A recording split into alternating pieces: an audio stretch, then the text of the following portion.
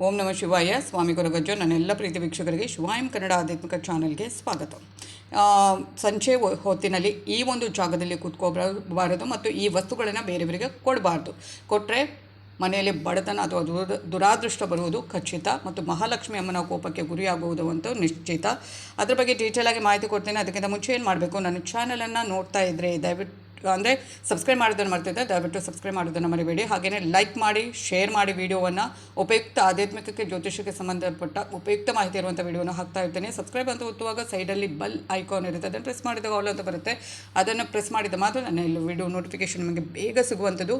ಹಾಗೆಯೇ ನಿಮ್ಮ ಏನು ವೈಯಕ್ತಿಕ ಸಮಸ್ಯೆ ಇದ್ದರೂ ಮುಕ್ತವಾಗಿ ಕಮೆಂಟ್ ಬಾಕ್ಸಲ್ಲಿ ಡೀಟೇಲ್ ಆಗಿ ಬರೆದು ರಾಶಿ ನಕ್ಷತ್ರವನ್ನು ಜೊತೆಗೆ ಕಳುಹಿಸಬಾರ್ದು.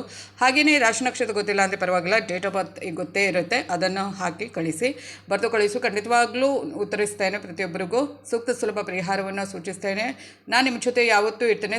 ಹಾಗೆಯೇ ಇನ್ನೊಂದು ಏನು ಅಂದರೆ, ಕೆಲವರಿಗೆ ರಾಶಿ ನಕ್ಷತ್ರ ಗೊತ್ತಿರೋದಿಲ್ಲ, ಡೇಟ್ ಆಫ್ ಬರ್ತ್ ಮಾತ್ರ ಗೊತ್ತಿರುತ್ತೆ, ಅಂಥವರು ಕೂಡ ಕೇಳಬಹುದು.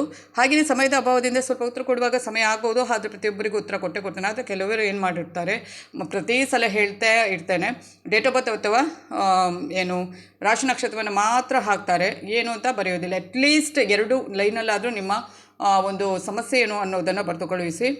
ಖಂಡಿತ ನಾನು ನಿಮ್ಮ ಜೊತೆ ಯಾವತ್ತೂ ಇರ್ತೇನೆ. ನಾನು ನಂಬಿರೋ ಶಿವದೇವರ ಕೊರಗಜ್ಜು ದೇವದ ಆಶೀರ್ವಾದ ನನ್ನ ಎಲ್ಲ ಪ್ರೀತಿ ವೀಕ್ಷಕರ ಮೇಲೆ ಸದಾ ಇರುತ್ತೆ ಅಂತ ಹೇಳ್ತಾ, ನಿಮ್ಮ ಸಮಸ್ಯೆಗೆ ನಾನು ಖಂಡಿತವಾಗಲೂ ಉತ್ತರಿಸ್ತೇನೆ. ಕೆಲವೊಮ್ಮೆ ಸಂಜೆ ಸಮಯದಲ್ಲಿ ಇಂಥ ತಪ್ಪನ್ನು ಮಾಡೋದ್ರಿಂದ ಲಕ್ಷ್ಮೀ ದೇವಿ ಹೆಚ್ಚು ಕೋಪಗೊಳ್ಳಬಹುದು. ಮನೆಯಲ್ಲಿ ಆರ್ಥಿಕ ನಿರ್ಬಂಧಗಳ ಜೊತೆಗೆ ಬಡತನ ಕೂಡ ಸೃಷ್ಟಿಯಾಗಬಹುದು. ಸಂಜೆ ಏನನ್ನು ಮಾಡೋದ್ರಿಂದ ಲಕ್ಷ್ಮೀ ದೇವಿ ನಮ್ಮ ಮೇಲೆ ಕೋಪಿಸಿಕೊಳ್ಳುವಂಥದ್ದು ಅನ್ನೋದನ್ನು ನೋಡುವ. ಪ್ರತಿಯೊಬ್ಬರಿಗೂ ನಮ್ಮ ಮನೆಯಲ್ಲಿ ಸದಾ ಸುಖ ಸಂತೋಷ ನೆಲೆಸಬೇಕೆನ್ನುವ ಆಸೆ.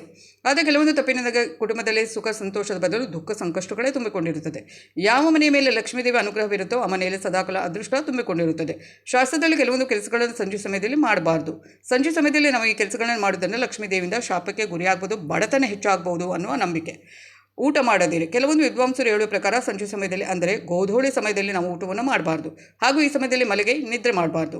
ಈ ತಪ್ಪನ್ನು ನೀವು ಸಂಜೆ ಸಮಯದಲ್ಲಿ ಮಾಡೋದ್ರಿಂದ ಲಕ್ಷ್ಮೀ ದೇವಿಯು ನಿಮ್ಮ ಮನೆಯಿಂದ ಹೊರ ಹೋಗುವಂಥದ್ದು, ಆಕೆಯು ನಿಮಗೆ ಆರ್ಥಿಕ ಸಂಕಷ್ಟವನ್ನು ತರುವಂಥದ್ದು. ಇದರೊಂದಿಗೆ ಆರೋಗ್ಯದ ಸಮಸ್ಯೆಗಳು ನಿಮ್ಮನ್ನು ಕಾಡಲು ಪ್ರಾರಂಭಿಸುತ್ತೆ. ಅಂದರೆ ಸಂಜೆ ಸಮಯದಲ್ಲಿ ಊಟ ಮಾಡಿದ ಆರೋಗ್ಯ ಸಮಸ್ಯೆ ಕಾಡುತ್ತೆ ಅಂತ ಹೇಳುವಂಥದ್ದು ಜಾಸ್ತಿಯಾಗಿ. ತುಳಸಿನ ಲಕ್ಷ್ಮೀದೇವಿಯ ಸಂಕೇತ ಅಂತ ಪರಿಗಣಿಸಲಾಗುತ್ತೆ ಮತ್ತು ತುಳಸಿಯಲ್ಲಿ ಸಾಕ್ಷಾತ್ ಲಕ್ಷ್ಮೀದೇವಿ ನೆಲೆಸಿರುವಂಥದ್ದು ಅಂತ ಹೇಳಲಾಗುತ್ತೆ. ಸಂಜೆ ಸಮಯದಲ್ಲಿ ಲಕ್ಷ್ಮೀದೇವಿ ತನ್ನ ಪತಿಯಾದ ವಿಷ್ಣುದೇವರ ಪೂಜೆಯಲ್ಲಿ ತನ್ನನ್ನು ತೊಡಗಿಸಿಕೊಂಡಿರ್ತಾರೆ. ಸಂಜೆ ಸಮಯದಲ್ಲಿ ತುಳಸಿಯನ್ನು ಮುಟ್ಟುವುದರಿಂದ ಅಥವಾ ತುಳಸಿ ಎಲೆಗಳನ್ನು ಕೇಳುವುದರಿಂದ ಆಕೆ ಪೂಜೆಗೆ ತೊಂದರೆಯಾಗಬಹುದು. ಇದರಿಂದ ಅವರು ನಿಮ್ಮ ಮೇಲೆ ಕೋಪಿಸಿಕೊಂಡು ಆರ್ಥಿಕ ಸಮಸ್ಯೆಗಳನ್ನು ತಂದೊಡ್ಬಹುದು. ಅಂದರೆ ಮುತ್ತೈದೆಯರು 11 ಗಂಟೆಯ, ಅದು ಕೂಡ ತುಳಸಿ ಕಟ್ಟೆಯಲ್ಲಿ ಏನು ತುಳಸಿ ಗಿಡ ಇರುತ್ತೆ ಅದರ ಎಲೆಗಳನ್ನು ಕೀಳಲೇಬಾರ್ದು ಮುತ್ತೈದೆಯರು ಅನ್ನೋ ಶಾಸ್ತ್ರ ಇದೆ, ನೆನಪಿಟ್ಕೊಳ್ಳಿ. ಒಳ್ಳೆಯದಲ್ಲ ಅದು. ಹಾಗೆಯೇ ಇಂಥ ವಸ್ತುಗಳನ್ನು ಯಾರಿಗೂ ಕೊಡಬೇಡಿ. ಸೂಜನ್ನಾಗಿರ್ಬೋದು, ಯಾವುದೇ ರೀತಿಯಾದ ಮನುಷ್ಯದ ವಸ್ತುಗಳನ್ನಾಗಿರ್ಬೋದು ಸಂಜೆ ಸಮಯದಲ್ಲಿ ಯಾರಿಗೂ ನೀಡಬಾರ್ದು.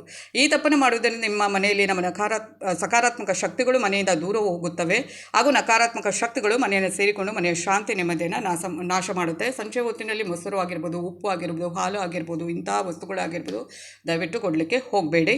ಸಂಪತ್ತಿನ ಮುಖ್ಯ ದೇವತೆಯಾದ ಲಕ್ಷ್ಮಿ ಮುಸ್ಸಂಜೆ ಅಥವಾ ಸಂಜೆ ಸಮಯದಲ್ಲಿ ಪ್ರತಿಯೊಂದು ಮನೆಯನ್ನು ಪ್ರವೇಶಿಸುವಂಥದ್ದು ಅನ್ನುವ ನಂಬಿಕೆ.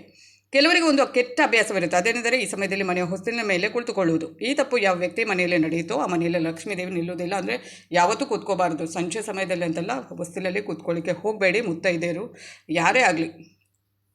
ಸಂಜೆ ಬಳಿಗೆ ಅಡುಗೆ ಮನೆಯಲ್ಲಿರುವ ಸಕ್ಕರೆ, ಬೇಳೆಕಾಳು, ಉಪ್ಪು, ಎಣ್ಣೆ, ಸಾಂಬಾರು ಪದಾರ್ಥಗಳನ್ನು ಯಾರಿಗೂ ಎರವಲಾಗಿ ಕೊಡಬೇಡಿ. ನೀವು ಈ ತಪ್ಪನ್ನು ಏನಾದರೂ ಮಾಡಿದರೆ ನಿಮ್ಮ ಮನೆಯವರಿಗೆ ಲಕ್ಷ್ಮೀದೇವಿ ಆಶೀರ್ವಾದ ದೂರವಾಗುತ್ತೆ ಎನ್ನಲಾಗಿದೆ. ಮನೆಯಲ್ಲಿ ಬಡತನ ಬರಬಹುದು, ದುರಾದೃಷ್ಟ ಬರಬಹುದು. ಅದಕ್ಕೆ ಸಂಜೆ ಹೊತ್ತಿನಲ್ಲಿ ನಾನು ಪ್ರತಿ ಸಲ ಹೇಳ್ತೇನೆ, ಮಹಾಲಕ್ಷ್ಮಿ ಅಮ್ಮನ ಕುರಿತಾಗಿ ವಿಡಿಯೋ ಮಾಡಿದಾಗ ಈ ವಸ್ತುಗಳನ್ನು ದಾನ ಮಾಡಬೇಡಿ. ಅಂದರೆ ಈಗಾಗಲೇ ಹೇಳಿದೆ ನಾನು, ಉಪ್ಪು, ಎಣ್ಣೆ, ಸಾಂಬಾರು, ಸಕ್ಕರೆ, ಬೇಳೆಕಾಳು ಅಥವಾ ಮೊಸರು, ಹಾಲು ಮತ್ತು ಮೊನಚಾದ ವಸ್ತುಗಳು ಇದನ್ನೆಲ್ಲ ಯಾರಿಗೂ ಕೊಡಲಿಕ್ಕೆ ಹೋಗಬೇಡಿ. ಎಂಥವರೇ ಆಗಲಿ ಎಂಥ ಆಪ್ತರೇ ಆಗಿರಲಿ ಯಾರಿಗೂ ಕೊಡಲಿಕ್ಕೆ ಹೋಗಬೇಡಿ.